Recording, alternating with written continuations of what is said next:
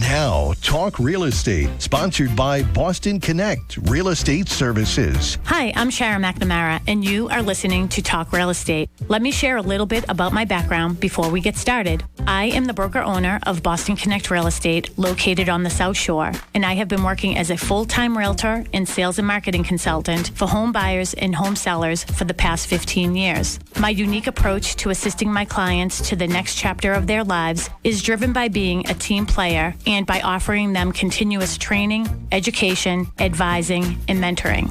Every week, I will be providing you with real estate topics ranging from home buyer and home seller advice, legal matters, insurance binders, flood insurance concerns, home inspection questions, environmental worries like radon, lead paint, and mold, mortgages and loan programs, staging tips and ideas, real estate contracts, market trends, home values, and more. It's a talk radio show, and you can follow along online. If you have any questions during the show, please call 781-837-4900. We'd love to talk real estate. If you missed any of our shows, you can listen on my podcast at talkrealestateradio.com. If you would like a one-on-one consultation with me regarding your home sale or your home purchase, you can connect with me anytime at bostonconnect.com or 781-826-8000. Now, sit back, relax, take good notes, and let's talk real estate.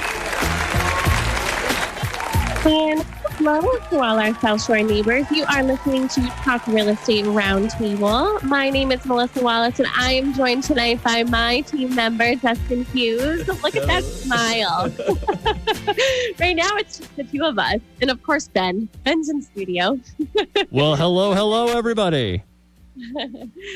Sharon will be joining us shortly via Zoom, and Mary, I think, is coming to the office. She was coming from an appointment down at Copperwood Circle. I believe we only have one lot left, which is insane.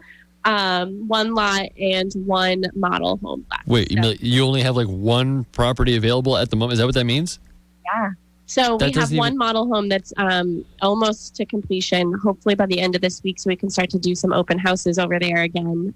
But that's our only model home that we have left. And then we have one lot that could take a reservation. But we've been there for some time. I feel like our baby's growing up and like we're going to send it off to college now. What a way to put it. Okay, weirdo. Yeah, but like I said, we're going to be joined by Sharon via Zoom, and Mary, I believe, will be popping in once she's done with that appointment. But to give a little bit of a sneak peek of what we're talking about, Dustin, I have my handy-dandy notes in front of me. Thanks to you. So tonight we're going to be talking about top 10 reasons to sell your home in the winter, even during COVID. So, this year has been sort of crazy and a little bit different than previous years. But, we're still thinking that it's a great time to sell. Just because it's the winter time doesn't mean, to take your home off the market or to not sell. And we're going to go over some of the pros of putting it on the market even during these crazy times. Right, Dusty? Yes, ma'am. Ma'am, I'm Dusty, 29. Huh? I'm not like a ma'am. When the teenagers at like Stop and Shop or Shaw's or they calls me ma'am, I'm just like 29 years old. Okay. You gotta miss whatever you say. Anyway, so we're just sort of killing a little bit of time before Lisa comes on. Lisa's actually ready to go whenever you'd like, Melissa. All right, perfect. Well, Lisa, this is Melissa at Boston Connect Real Estate. What is going on out there? I don't have a long commute home. I live on the other end of the street, but if you could just let us know what's going on at the WATG Center, we would love to hear from you. Well, thanks to Melissa. Route 6 West, there's a crash blocking the right lane at the base of the Sagamore Bridge. Blue Hills Parkway is reduced in both directions from a pedestrian crash after Highway 28. Only the left lane still gets by. The expressway southbound's jammed from Mass Ave to Columbia Road. Northbound slow from Granite Ave to Freeport Street. Then heavy from Mass Ave up to the tunnel. And routes 3 and 24 are both good. This report is sponsored by Big Y World Class Market. Have a stress-free holiday with Big Y's holiday dinner feasts. Enjoy a turkey or ham meal with all the fixins reservations. Just heat and eat. Call or visit your local Big Y to pre-order by November 21st. Traffic on the 9s every morning. I'm Lisa DeMilo in the WATD Traffic Center. We now return to Talk Real Estate, sponsored by Boston Connect Real Estate Services on 95.9 WATD. And we are back. We are joined by the one, the only Sharon McNamara. Hello, how are you? Good, how are you? Good, just crazy, running around. I know. I know. I can see your face. Can you hear me okay? I'm just wondering. Yeah. Oh, I should put my volume up maybe on my stuff I just realized here. you're wearing headphones too. Yeah, I am actually. I got some new headphones. They're wireless. So, yeah, I figured I would, be cool like Dustin. Styling, profiling. That's where his headphones at home. Yeah. So I'm in my home office here, and just going to be doing the next couple shows probably remotely from here. So just getting ready for Thanksgiving, and I am having my parents over. So this was a choice that I made just to keep my family safe. It does not by any means think that I'm not thinking that everyone in the office is being safe. It's just, when you have elderly parents with compromised situations that, you just I want to be able to enjoy Thanksgiving and eat stuffing until I pass out. So tonight's show, who wants to give, Dustin, do you want to give us just a little update on what we're doing and what you planned for us? Yeah, Melissa briefly mentioned it before, but we're just talking about the pros of selling your home in the winter, and especially this one, and they are abundant. It's interesting too. The first thing you always hear anytime you're speaking, I like that. They are abundant. Someone's always asks, is it a seller's market or is it a buyer's market? And it's usually not as black and white in that as that. And the good thing to know is all these pros we're talking about for selling your home in the market, a lot of them have to do with the benefits of being a buyer right now. You're not stuck. You're not running out of options or in the middle of nowhere. It's a good time for everyone. And that's what everyone's saying. If you are looking to buy or sell, there are plenty of pros. You're not stuck. You're not running out of options or in the middle of nowhere. Oh, sorry. I'm just doing my Facebook. Sorry, guys. Melissa, were you able to get on? No, I can't see it. Okay. So we'll have to ask if anybody's on Facebook and is friends with Sharon Costa McNamara. If you can see our video, just give us a little wave and Sharon can see it. I'm unfortunately not able to share it, but hopefully maybe she might be able to from her phone. But yeah, so that's what we're going to be talking about tonight. And sort of like I said earlier, just because it's the winter, you don't have to be afraid. I mean, I'm a winter baby, so I love the winter, even though fall's my jam. I think that, it doesn't really matter what time of year to put your house on the market. I mean, people are always going to be selling. They're always going to be buying. So, we'll get into the more reasons of why, we all feel like the winter has more serious buyers in there. But that's sort of the gist. And obviously we're getting into winter. I don't know if we're going to have any more beautiful 70-degree days anymore like last week. But so this is sort of an appropriate topic to be talking about tonight, don't you think? And we'll be on next week. So next week is Thanksgiving. And one of the things that I thought that we could do is a top 10 list of things to be grateful for in 2020, even though we had COVID. So maybe we can have our listeners participate with us. It doesn't have to be about real estate, actually. I think it would just be maybe a fun show for us right before we start the holidays. And I'd love to get people's response on what they're thankful for. And then maybe that's what we'll do for next week's show, is just have people calling in throughout the show saying, hey, I'm thankful and grateful for this. So that's my favorite part of Thanksgiving. And one of the things that we do at our dinner table is we go around the table and say what we are especially thankful for in that year. So a great idea. Yeah, so that's what we'll do next week. So we'll make sure, Mel, that we'll give everybody our information at the end of the show and throughout at the top of the 7 o'clock hour, so people can send us, email us, text us, whatever, so we can talk about the top 10. I'm curious if a lot of people will say the same thing. Yeah. Yeah. I'm excited. I mean, it's going to be fun results. Yeah. What's that? It's going to be fun and exciting results. Yeah, I think so. Ben, why don't you start us off? What's one thing off the top of your head? You can come up with another one next week. I can come up with a couple probably.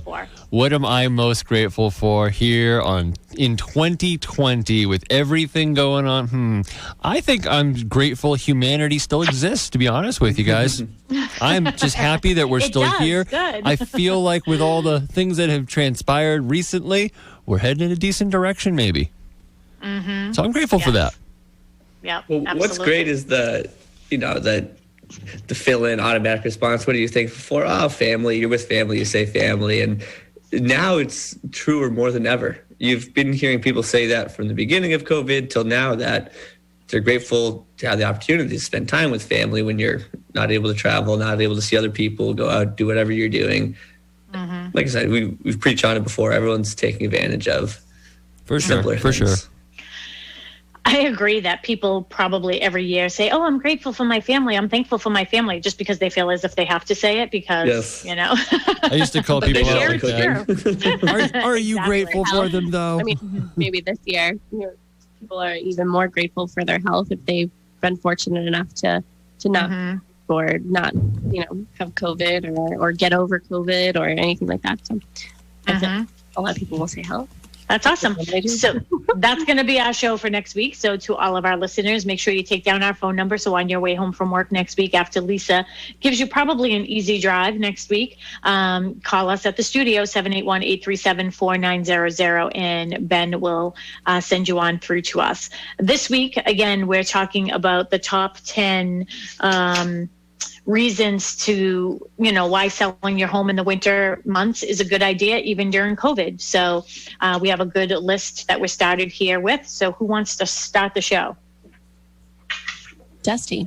I'll get us going. We'll start at 10 and we'll get down to the meat of it eventually. But it's an interesting thing, dealing with these lists or what's beneficial, what's not. There are a lot of positive things to show about houses in New England that are suited for the winter. Mm-hmm. And so we're looking at number 10 right now. Show your home's winter readiness. There is an exterior and interior, certainly pros that you can think about that you probably take pride in that doesn't get the limelight in the summer. Mm-hmm. Yeah. Give us a couple. I agree with that. Fireplaces. I've walked into so many houses and see these ginormous fireplaces, and I'm like, that is beautiful. But I'm like, it's also 80 degrees out, and I really don't care about your fireplace. Sorry, not to cut you off, but usually when we're doing an open house or a showing or something, like when somebody sees the fireplace, one of the first questions is, does the fireplace work? And, we 99.9% of the time we know the answer.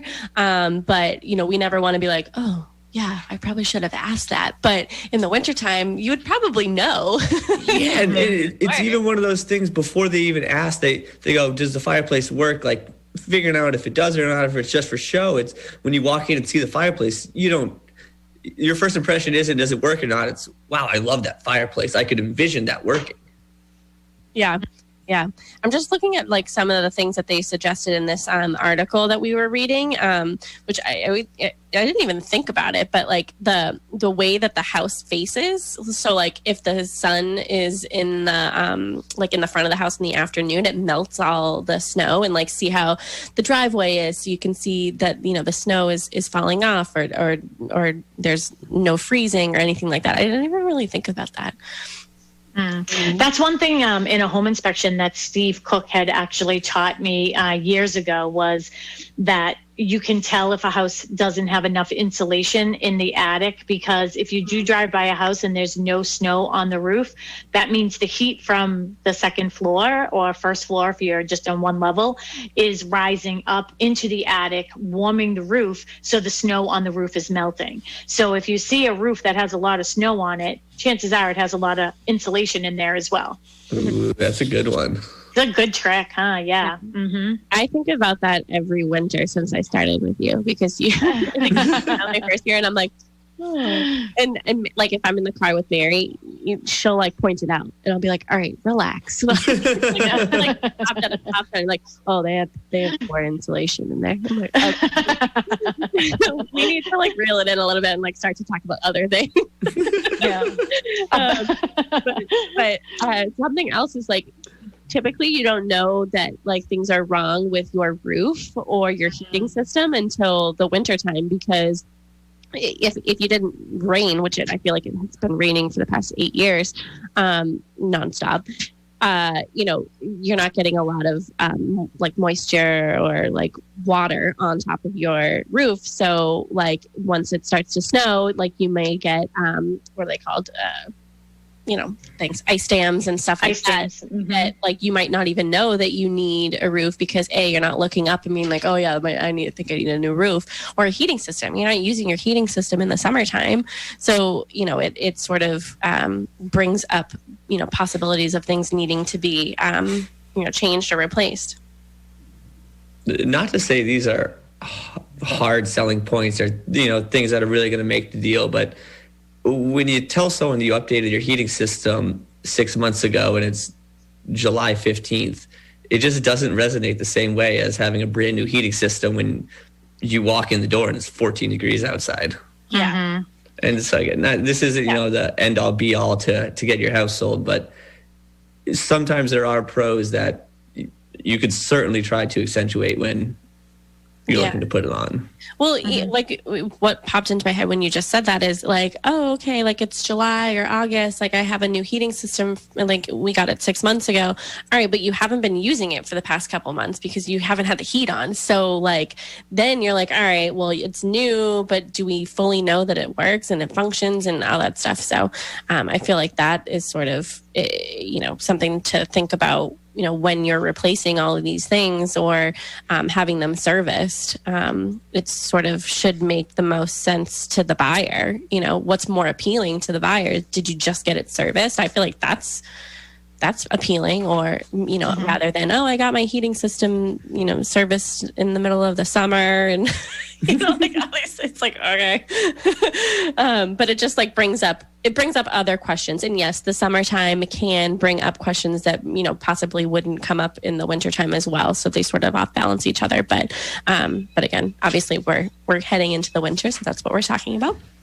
I don't know if the story about the septic system in the driveway was on the radio, but when we were going over these articles, I was laughing out loud when they talked about like the advantage of, maybe a smaller driveway or one that gets sun and not having to worry about it with the snow, and just thinking about making the driveway bigger. Yeah. I think that story will stick in my mind forever. Yeah, exactly. Yeah.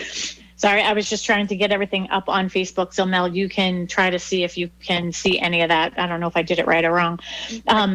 I think that another thing too with, showing your home's winter readiness, I think that it's really telltale too, is the opposite of what you were just saying, Dustin, about, oh, I go in and there's a fireplace and it's like, well, what do I care about that when it's 90 degrees out in the summer? Think about now there's a swimming pool in the backyard and it's winter, but the person doesn't look like, doesn't have a nice cover on it. It doesn't look like the person took the time to rake up all the leaves, all those suggestions we had given a couple weeks ago. It really will be telltale of what type of a seller client you're working with, if you can see that they're not taking care of things on the exterior of the home to prepare themselves for the winter. So if they're not taking care of the exterior, chances are they're not taking care of the interior either. Yeah. Mm-hmm. And everyone else, they might look at the roof that we've, talked about, but I've always done this even before I started working in an office, was like, I always looked at people's driveways, because I automatically always think of, okay, how could I get my car out of that driveway? Because I'm a terrible driver, and I'm afraid of ice and like slipping, because I've done that before. And I always think like, okay, is it a steep driveway? How do you get all the snow out? How do you make sure that there's no, ice and that your car doesn't slip or you don't slip or anything like that? Like, I always look at that. And so I feel like in the wintertime, it's it's easy when you're showing or seeing a property, like you're able to see the conditions that you would possibly have to deal with while living there. So, it would be, you have a short driveway, so not a whole lot to take care of there, in the winter time. If it's a long driveway or a steep driveway or anything, you got to sort of have that in your mental head too.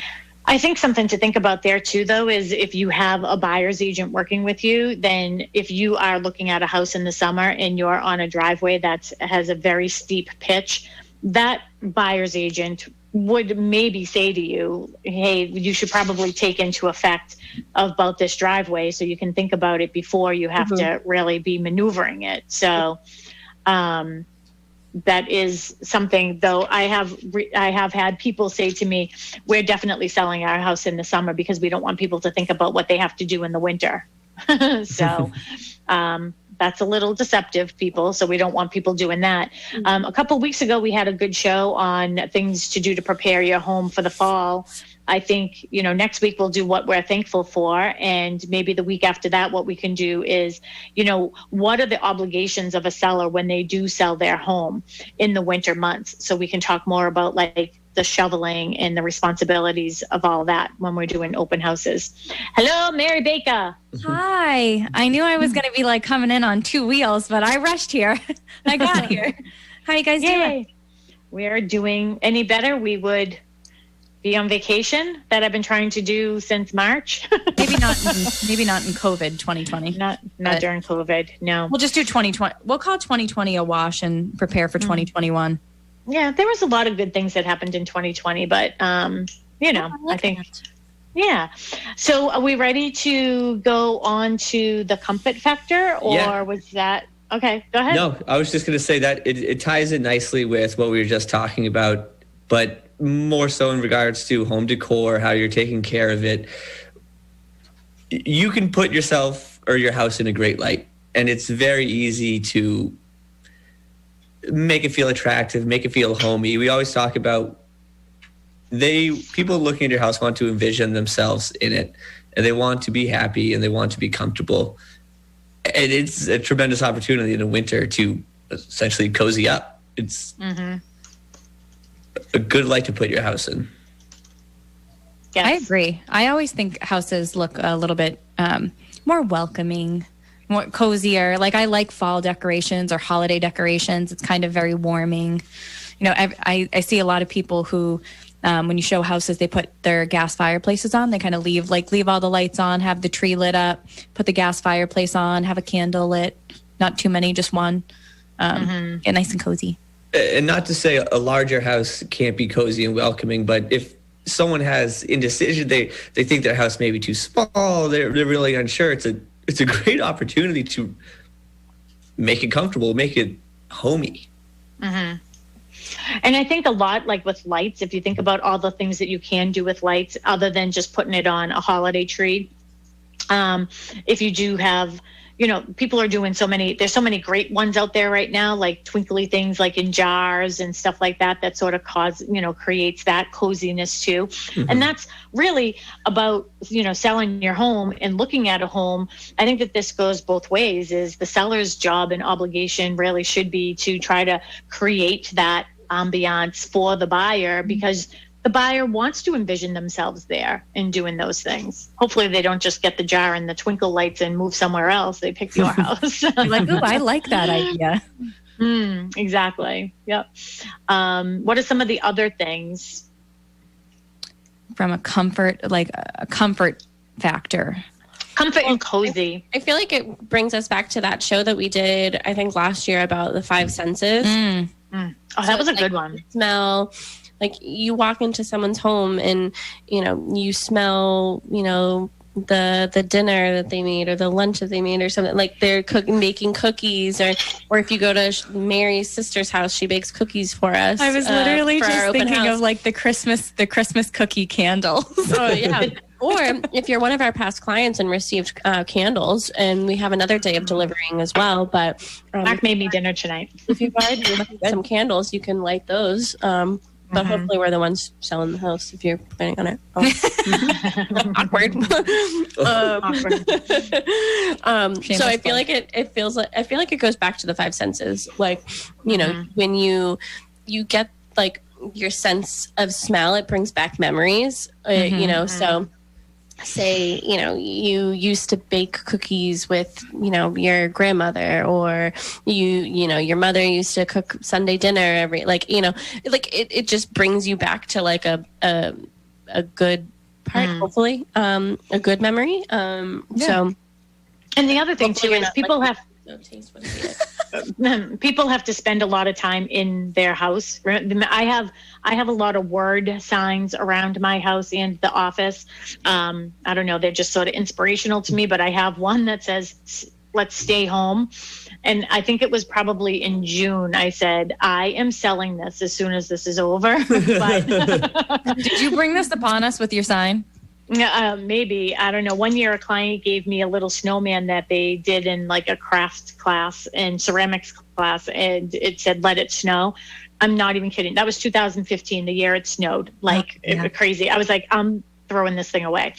But I mean, that's another way to sort of create that sort of warmth and coziness, is with some words, and just like there's no place like home, or whatever, little signs like that. Season. It's so funny you have a let's stay home, because I have a pillow on my bed that says let's run away. Like, it's cute. Like, it's nothing. It's just I'll trade you. Like, I'll trade you together, you know. But yeah, it's too very conflicting over there. Maybe don't have that in the same house. Yeah, that doesn't work. Yeah. So that's all I have to say about that one. Anyone else about that one, or should we move on? Let's move on. Okay. Well, one thing actually I want to make a note too is, like, even just look at Dustin's apartment right now. Like, Dustin is big into his plants and stuff like that. Even though plants aren't cozy, they're very homey. So that's another good tip for sellers is, you know, if you're good with, you know, natural plants. I, on the other hand, am not. If you have a green thumb and they're still all alive. No, but I did buy this cute little thing.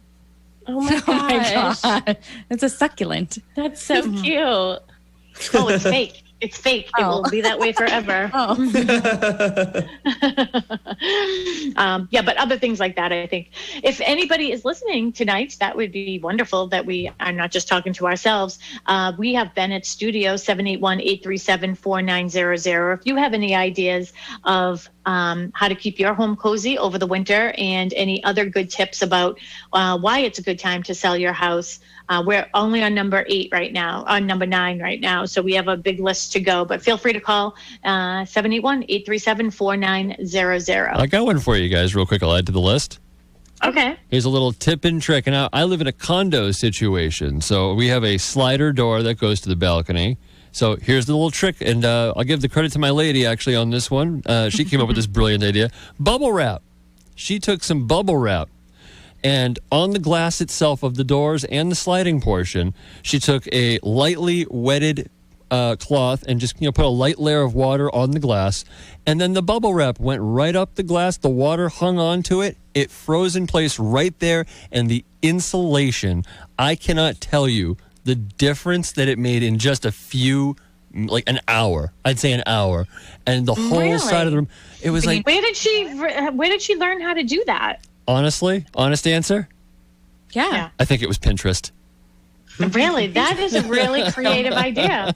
Yeah, I was so impressed. I was like, so let's try this with the windows in the bedroom and just everywhere that there's glass. And sure enough, it became so cost effective, so efficient. We still have the same pieces of bubble wrap. I am actually pretty sure I'm putting them up tonight when I get home.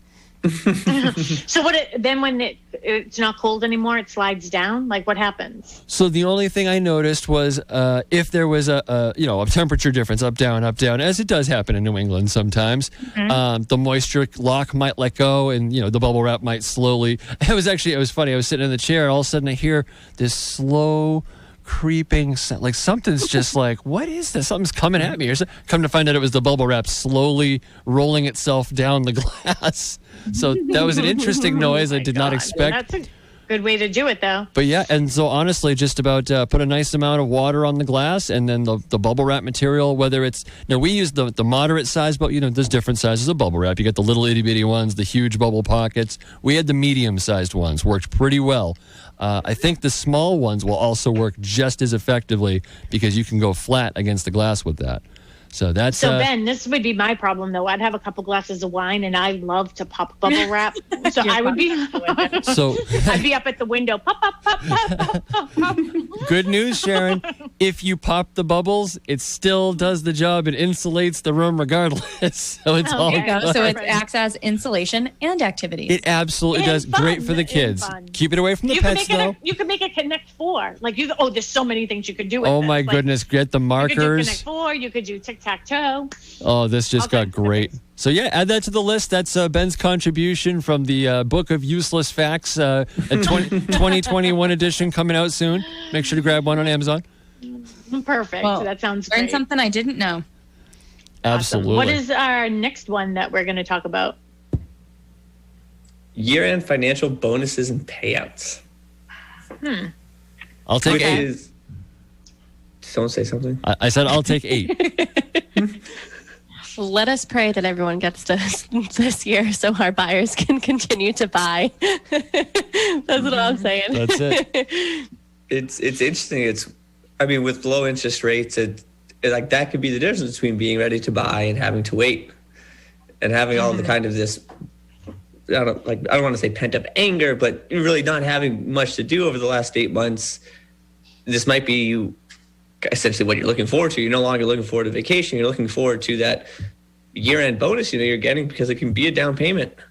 Mm-hmm. That's a good one. Some of those bonuses are hefty. I know a couple people, but yeah, that's exactly it. If you have the ability, so it might open the buyer pool a little bit more. So you might have an influx of financially secure buyers potentially for a seller pool, right? Mm-hmm. Yeah. Okay. I like that. I think that's a good one. Yeah. So that's, again, our tips are for our sellers and why we think selling your home during the winter market is a good idea. And there will be more, what Dustin's saying with this one is there will be more people at the end of the year that have a bigger chunk of money that they can put down for a down payment, which is good. Keeps them more secure. Exactly. Yeah. And I might be skipping ahead on this one, but it just popped into my head. Everyone thinks of January or the new year is starting over, starting fresh, starting new. So, potentially someone can be like, all right, well, 2020, wasn't as great as I thought it was going to be, or they had created a list of what it is. I feel like a lot of people realize this year that what is most important in life and what they want to do, and sort of moving forward, it's what action steps can I do to do that? And if, potentially moving is on, that list, I feel like in come January or the new year, quote unquote, it's that's when people are all right, let's put this in motion. Let's get serious about this, because I know I make resolutions. I don't always follow through with them, but for a while I'm pretty serious about it, but obviously something like a huge purchase, like a home, people, generally follow through with that, if they're able to. And that's the other thing too. I had talked on one of our other shows. Sorry, Dustin, if I just cut you off.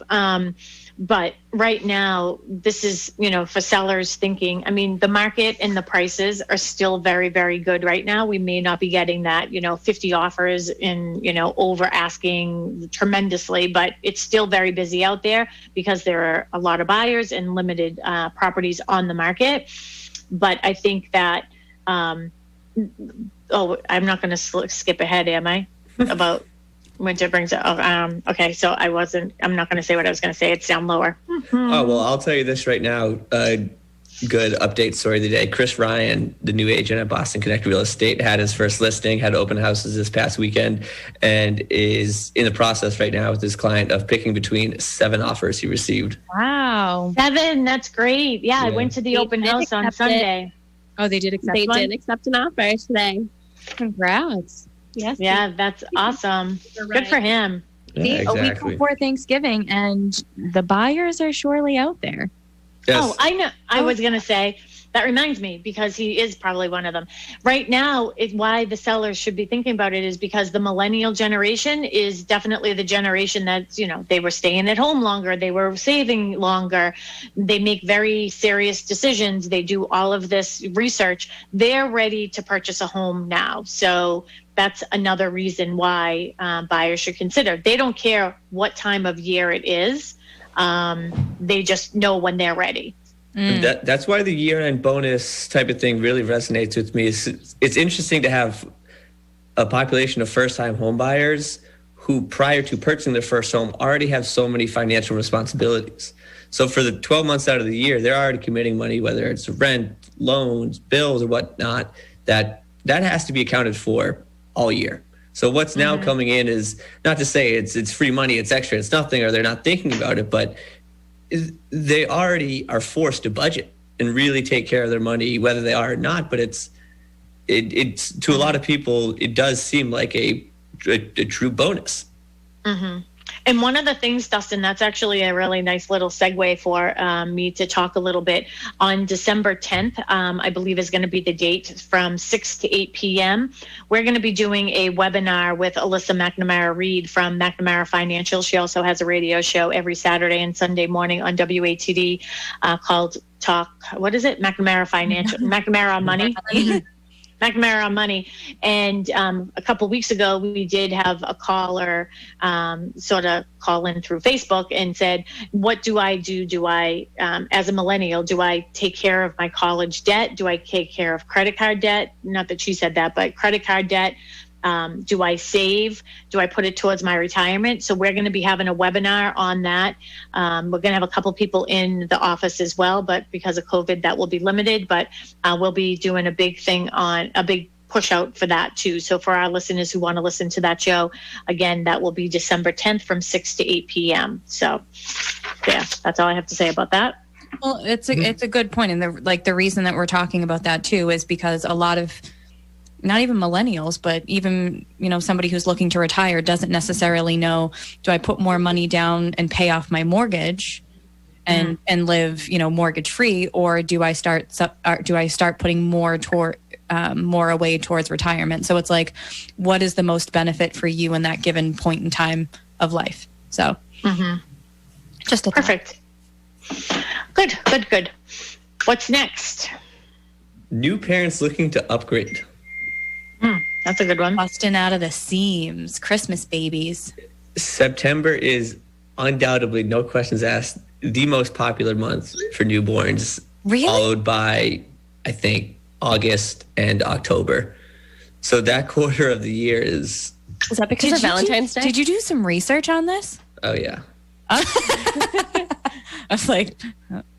Yeah, because it's because of Valentine's Day. Well, I'm an October baby, so that means I was like a November. January? End of December? January? No, January. Oh. January, February.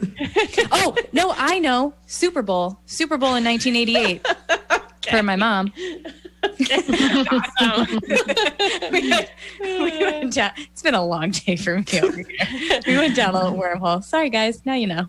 No, yeah, I was going to say, it's just a good one for, as whatever you want to say is the con or reluctancy to put it on, there's always going to be people out there looking. And especially, these are the types of home buyers that stay in the market throughout the fall and winters. People needing to move out of necessity. And for a lot of people who have newborns, it's a necessity. They can't stay in their condo. They can't stay in the small house. They want to go to a different, whatever it is. It's not I don't want to say it's a recreational activity buying, but they need to move, whether it's in December or next spring. They're looking for the next possible opportunity. Yeah.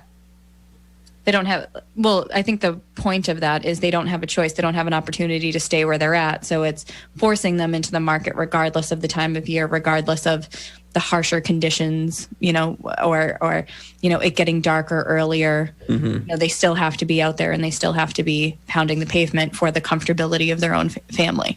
Yeah, and no one's looking to take advantage of people or no one's getting reckless with their money, but if they need to move, they need to pay what they can afford to move where they want to go, essentially, or the best they can do. So you have buyers that aren't just getting their feet wet. They, like you said, there's no other option. They have to move. Mm-hmm. So kind of compounding effect on what you were saying before with lower inventory. And I missed that portion. I did listen in the car though. Lower inventory and buyer demographic and kind of situationally what they need to do. Mm-hmm. Making them maybe not necessarily a little less picky, but more willing to accept, that it's not the perfect house, but they can do things to it. Exactly. The type of buyers you want to be dealing with, the ones who aren't on the verge of walking away at all times, the ones who are themselves trying to make it work just as much as you are. Oh, that's a good way to put it. Mutually motivated. Yeah, I like that. Mutually motivated.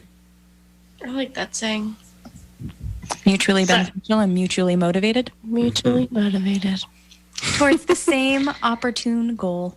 Nice. Nice. Anything else about that one? No, we'll keep going. And I like this next one. I like especially how it pertains to 2020, where we're at right now. Corporate relocation, similar to what we were talking about, year-end financials. A lot of the stuff we are bringing up, winter, spring, it's usually kind of weather dependent. Financial year ends on the same day every year. That's never going to change. Money allocation, that's never going to change. Corporate relocation, a lot of leases, changes being made for the new year. So you find a lot of people who are mutually motivated, who they have to move. Yeah. Their office is moving, they're being moved to a different office. And now with 2020, maybe they don't have to go to the office. It's kind of the other end of the spectrum. But a lot of significant changes will tend to happen on January 1st. Absolutely. And I actually know that this is one that Sharon really likes. She talks a lot about CEOs of kind of bigger companies making a lot of moves come that January, and especially where Boston ends up being the hub of a lot of different industries. Like we have a lot of really good colleges, and we have healthcare, financial. We have State Street. There's a lot of moves in and of that time of year. So relos tend to be really, really heavy in the beginning of any fiscal year, right? And relocation companies, you might be getting somebody out from Arizona coming out to Boston, but they want to look in the suburbs because they still want, a nice little area. Mm-hmm. Mm-hmm. We tend to see a lot of higher end properties actually sell at the end of the year too. So I know that we've had clients in the past, Mary, who have said that to us, is that they're a little nervous about putting it on the market now, because they're worried about that. But it is a really good time. The thing with relocation as well is, we're on the market. So a relocation agent has a buyer, they swoop in one weekend, they look at 10 houses, they make their choice, and they're ready to move in when the kids are on school vacation. So that's how it works, fast and furious with the relocation people. Good point. When you say mutually motivated, even more so than the first demographic we're talking about, where, maybe you could make it work with your family in the small space. There's no room for error here. Your start date is this day, and you can't commute from the other side of the country. So you're in. Mm-hmm. And it's one of those things where in terms of relocation or changes with jobs, if it's a serious enough job that, you're picking up your family and moving, it's serious enough to not want the additional hassle and struggles and worries of moving while it's happening. I need to be situated. We need to be ready to go. So come day one, this is past. I think that this will be interesting for us to track this year too, is I wonder if we will see a little bit of a downtick on this just because so many people are working remotely. Yeah. Do people actually have to move anymore? No, I could be sitting in Chicago and be doing this right now and you wouldn't know any different. Yeah. What is the demand for relocation if there is no Like how much one-on-one do you really have to have? Is it 100% necessary to always be uprooting your children and starting new schools and doing all that? Potentially no. Yeah, no.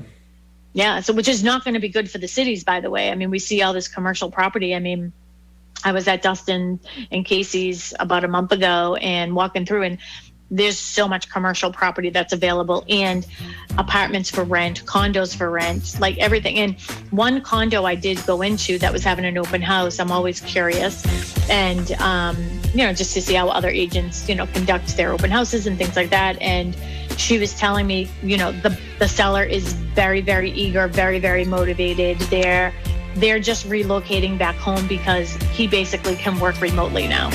So there's no need for him to have to stay there. But looks like we're at the top of the hour right now. So we're going to get a news update from WATD, and we will be right back.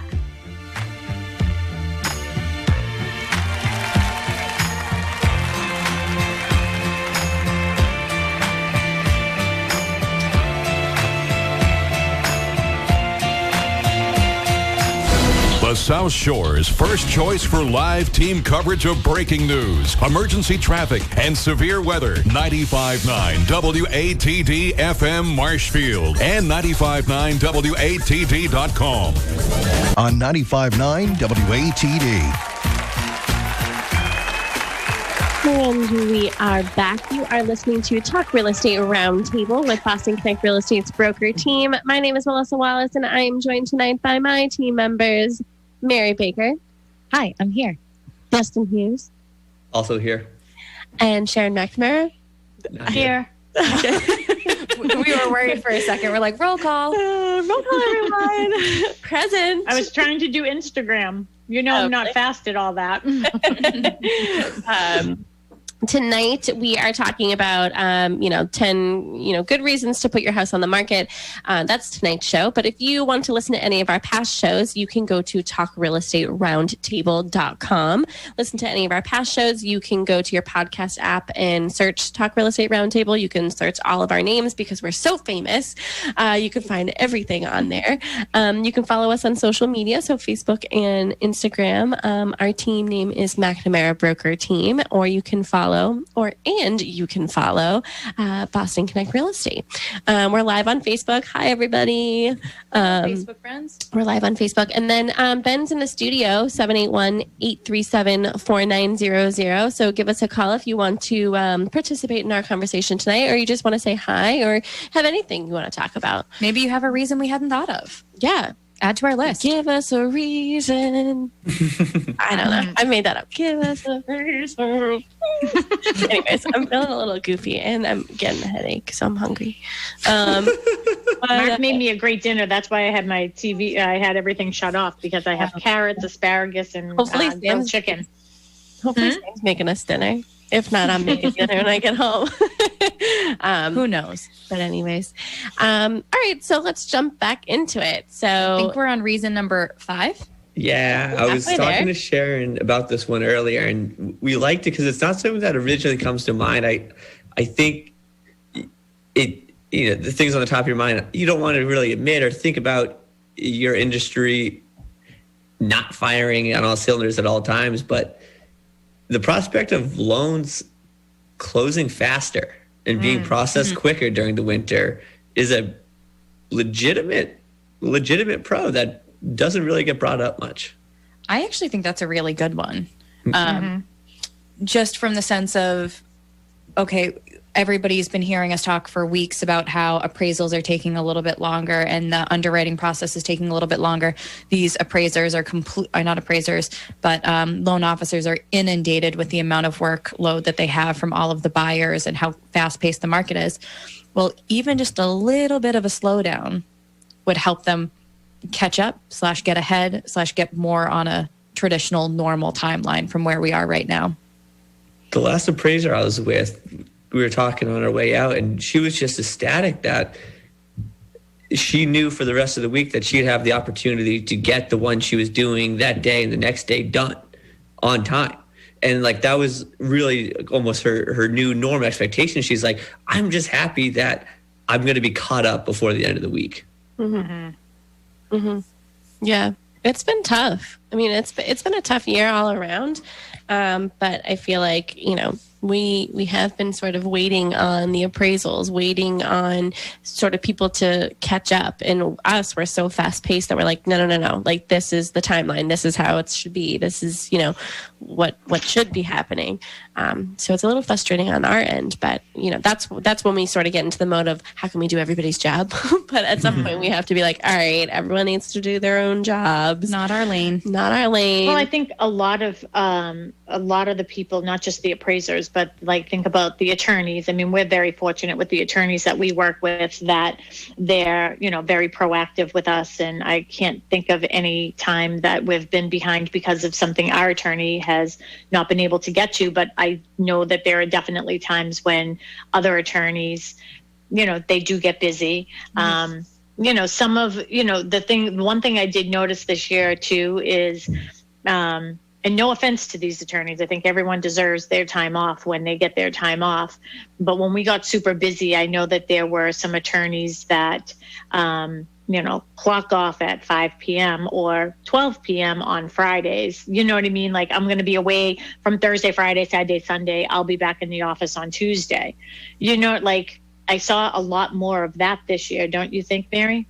Well, I agree. And I think it's probably, I could be entirely wrong, but it's probably because the, cross-country vacations or out-of-country vacations weren't happening so readily this year. So it's like, yeah, that's good. All right, when I get an opportunity to take a 3-day or 4-day weekend, that's what I'm going to do versus taking a 2-week vacation and my paralegal is going to cover for me or whatever, But I agree. Yeah. Yeah. But I think everybody throughout the whole process, I mean, even if you think about, Steve Cook from Imperial Inspection Services, like he's great. He's worth waiting for, by the way. But if you're doing a 10-day time period on your purchase and sales agreement and you can't get an inspection until day 10, now your P&S is going to be extended. So I think right now it is a good time because I feel like everybody's at this pace of, like, oh, I can actually breathe, I'm going to have lunch. That's great. This winter particularly too, it's not, say, a metric you can track or anything you think of, but going from very busy to slowing down, you're doing everything right. You're trying to stay organized. And when it slows down, you see this opportunity where you can stay organized, but with much more time. It's not normal to slow where things kind of fall to the wayside or you don't think about.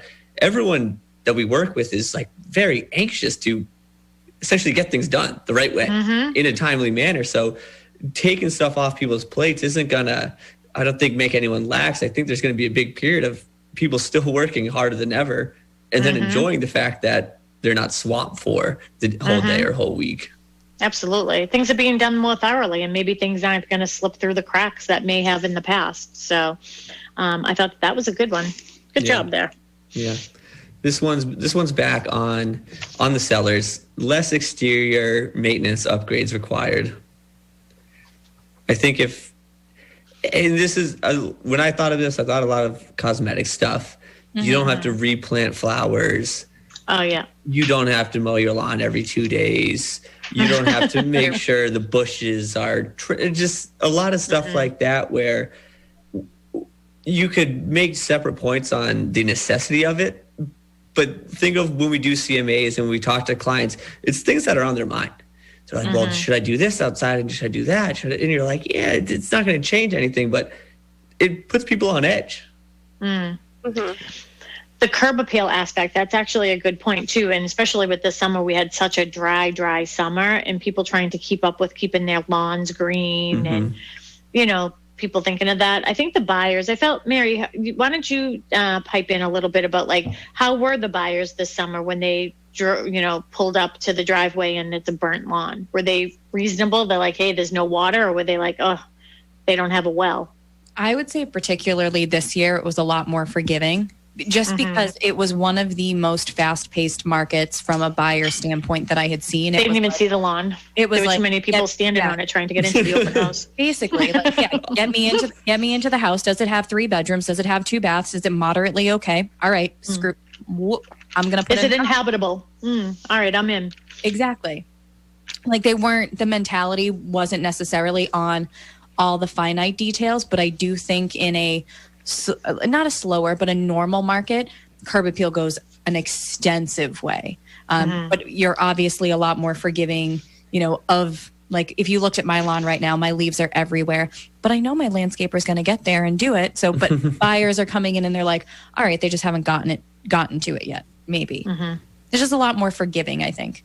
But I'm sure that's one of those things that subconsciously could potentially lead to the transaction going a little quicker, because they're forgiving. I'm sure the people looking at the houses, their lawn looks exactly the same, but it's that first instinct, what we talked about before, where, before you even think about it, there's already a thought in your head, like their lawn's brown. Maybe the inside of the house, they don't keep incredible care of, opposed to, you go to green, bright, lush lawn. Well, think about this. If you have 2 feet of snow on the ground when you're showing a house, you don't have an opportunity to look at your house and say, oh, that lawn really kind of stinks. And the next door neighbor's is pristine and green. Like, oh. That's what we'll talk about in a couple of weeks, I think. We will talk about that type of stuff. If you are a buyer, what you should be looking for in the winter. And if you are a seller, some of the things that you have to, if you are on the market, that you are responsible for. So that's a good one. Anyone else have a round table view on that? Last one that we just talked about, the less exterior preparation. Another thing too, though, this is sort of silly, because one of my big pet peeves is, the big whales out there with a skimming of, snow on it because you were too lazy to put it away. But if you think about when you do have your house on the market in the spring and the summer, and when the kids are out there on their bikes and their skateboards and the sidewalk chalk and all these other things, and, you're trying to wash it off for a showing, you're trying to put away all the toys for a showing. So even that physical part of things you can sort of, put away. Or if you had a swimming pool, it was like, all right, are all the floats out of the pool? Well, how many times have we had that? Like, all right, if you're coming over to show the house, we were supposed to get rain last night, so I had to put out all the cushions on all the chairs and do all that stuff. Like, I know even at my house, that's one of the things. It's, the pillows come in, they go out. I have these lanterns, they come in, they go out. Setting the stage. Exactly. Less stage setting. All right. Along the lines, talking about really well, we touch base with the attorneys and loans going through, additional support from your agent. And this is another thing. I don't think any of us would want to admit that we have less time or we take care of our clients less when it's busy, but there's no arguing. If we have more time, there should be more time to dedicate to making sure everything is going correctly. And that is certainly a positive if you're looking to sell your house. Absolutely. I'd like to think that we as a team do a good job just because of the 4 of us. We're able to kind of divide and conquer, and that isn't necessarily something that we experience on a day-to-day. But I can see how if you're not part of a team, it's difficult to manage when you're super, super busy, being attentive to every single transaction, and then when it slows down a little bit, having more of that one-on-one, and or not maybe it's not one-on-one, but you're able to multitask in a much more efficient way. Maybe I could see that for sure. Yeah, I agree. Yeah, Mel. That's my 2 cents. I agree. Well, that's because you're our brain, making sure that we are where we're supposed to be. So like, the team functions for a reason, to make sure that isn't something that we come across as an obstacle, but this is a different scenario, right? So we're talking about individual agents that might not have the luxury of a 4-person team. Yeah. Even if we talk about being places or physically being there and that type of stuff, it leaves more room and time for kind of next level discussions or next level thoughts about the process or what should be done or what shouldn't be done. It's not just a numbers game where, I only have time for A, B, and C. It gives you more of an opportunity to kind of have what, again, I call it next level conversations with the clients or with the buyer's agents to make sure everyone is on the same page. Oh yeah. And this time of year is when a lot of agents use their time wisely in implementing new systems and kind of perfecting what they have, kind of like honing in, because they don't have the opportunities to do that when it is super busy. So yeah, I like that one. We're down to the last 2. And again, these are the 2 big ones that this is no questions asked. These are the pros for selling your home in the winter, and it's never going to change, and no one's going to disagree. Not to say the last 8 we've talked about are not important, but these are the ones right here. The first one is winter, primary, right? Oh, winter brings out more serious buyers. Without a doubt. I 100% agree. And I'm not even sure that it brings them out. However, they're out there. Yeah, they're still out there, so they were probably looking through the spring and the fall and didn't get their offer accepted in the summer. So they're there. So the non-serious ones are probably like, oh, I'll just wait until the spring until more things come on the market. And that's also, if you think about that, that's why I love a roundtable, by the way. If you think about that, those buyers are thinking, oh, I'd rather wait until the spring to see if there's anything better. So it's almost like how committed are they going to be anyways? Do you know what I mean? When that time comes, are they going to be picking and choosing? Or, I think that the buyers that come out this time of year or stay out this time of year, they don't interrupt you as much. They'll set up an appointment. If you have an open house, they'll be prompt and on time. I mean, look at Chris. I wonder how many people he had, but he ended up with 7 offers. Yeah, I'm sure a lot. Yeah. I mean, when I was there, it was quite busy. So Mark and I popped in there on Sunday just to see what was going on. And he did a great job, by the way. He's very, very personable out there with people. But, so if you are home and you're like, it's such a distraction, like you just want to be home, you just want to be settled, like with, the holidays and everything, just know you'll have less interruptions and you will have serious buyers. And with this whole new COVID push, definitely we are taking all measures to make sure that you are, that we're protected, the clients are protected, you're protected, everybody is protected. So I think that getting people into the house is a good thing. I think just to add on to that too, it's so maybe a better way of saying it isn't like you have. Oh, so the way I said it was what? No. Subpar, she's saying. No.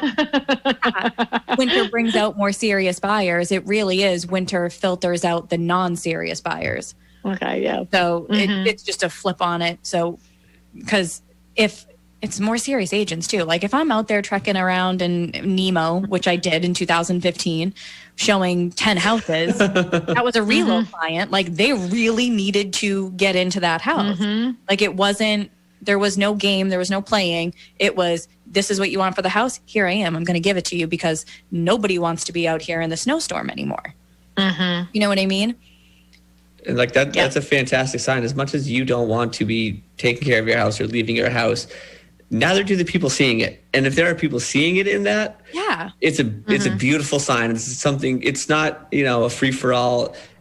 The neighbor down the cul-de-sac saw the open house sign and is ready to just jaunt on over because the kids are in the pool. It's like they went out of their way. They put on boots. That's the big one. They put on boots. They put on a scarf. A parking spot in Boston to drive all the way down here. They're going to drive back and they're going to fight people over a trash barrel so they can get back in. It's the whole thing. The whole to-do.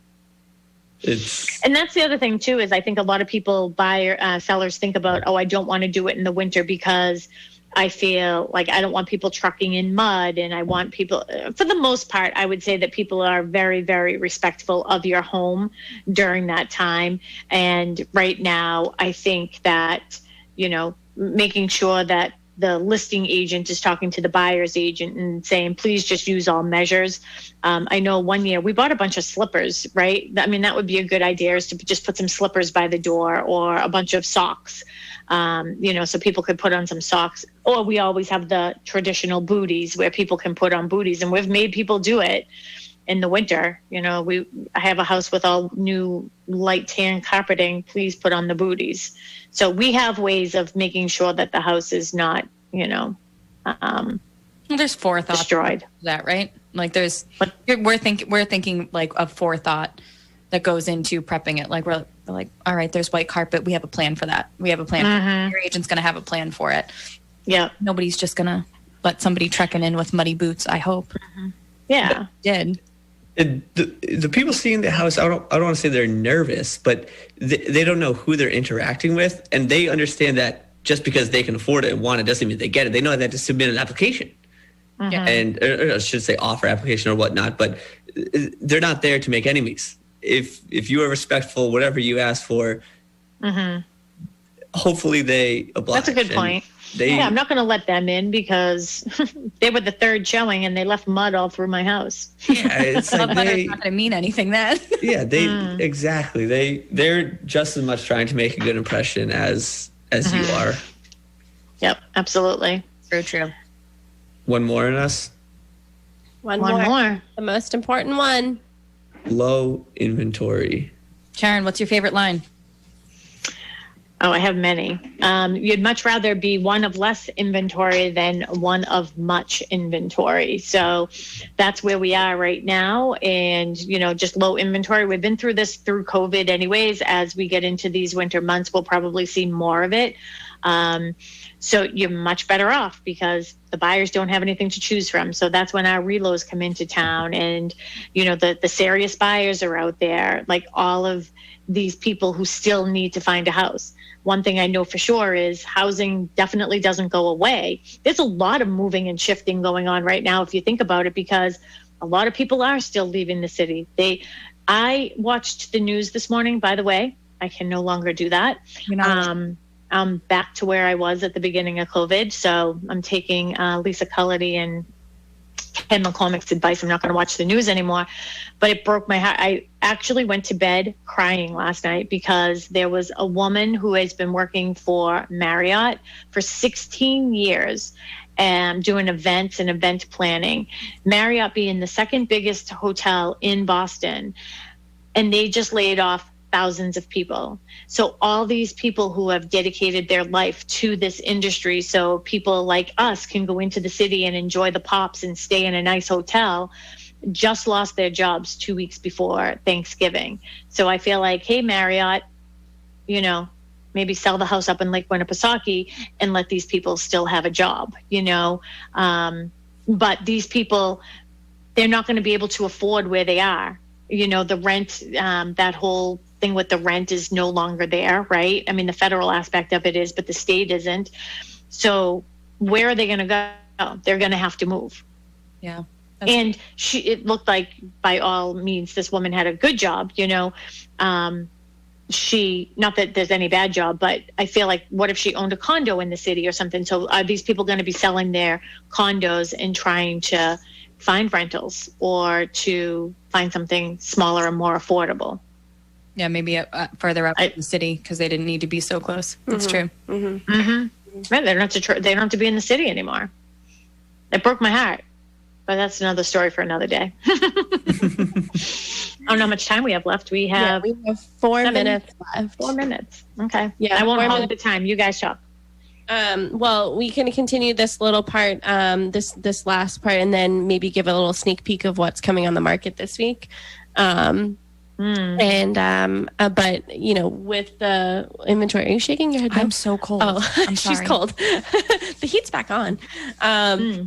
Yeah, so I'm just like reading through these articles and stuff like that, and yes, the housing inventory is low, but it's also a great opportunity to maybe put your house on the market like a little bit higher than you probably would have.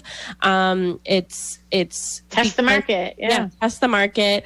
Right now, like if you're not in like the super rush to move, and you haven't found anything, then yeah, test the market and see sort of where you're at and what you can get. And but like we said, higher priced homes tend to sell in the winter time, and being less inventory, you could potentially get more money for your property. I definitely want to talk about our new listing, but on your point, Melissa, what's so important about that is that I lost it. Had such a good point, but I was letting you talk. Putting your house on. All right, forget it. Just let's tell everybody about the new listing and I'll try to think about it. I can't believe I lost it. Okay. Mary or Dustin or Sharon, would you like to talk about our new listing coming on the market? Is it coming on tomorrow? Tomorrow. Tomorrow. I don't know if the pictures came in yet. Did the pictures come in? I haven't Dustin? seen anything. No. Nope, we haven't gotten our pictures yet, so we'll be on tomorrow or Thursday. But we have a great new listing. The address, drum roll please, is 9 Country Road in Hanover. It is a wonderful, wonderful home, great location, wonderful lot, probably one of the nicest ones in that little subdivision area. It's beautiful corner lot. It's a 3-bedroom raised ranch, brand new septic system going in. So I'm not sure if she's going to make it a 4 or if it's staying a 3, but we know it's a 3. Traditional layout of a raised ranch split level home. So with the bedrooms in the living area on the first floor, and great big yard. It's beautiful, so convenient, right off of Route 123. You can easily get to the highway from here. Anywhere, wherever you're going, you can get there easily from this property, which makes it so appealing. Even if you're going the other way. Right near Hackett's Pond? Yes, yep. Even if you were going Route 24, you could go the other way through Abington and get up there that way to get to 495. So this is a great home. It's going on for $499, right? Yes. $499. So we will be having open houses this weekend from Saturday, Sunday from 10 to 12. Again, it's 9 Country Road in Hanover. If you want additional information about that, feel free to give me and my team a call. My cell phone number, 781-294-4848, 781-294-4848, or you can contact the office at 781-826-8000. 781-826-8000, and we can give you more information about that and set you up with an appointment. Or if you have an agent, have your agent call us. They'll know how to get us. Amen. Yeah, looks like we're all good.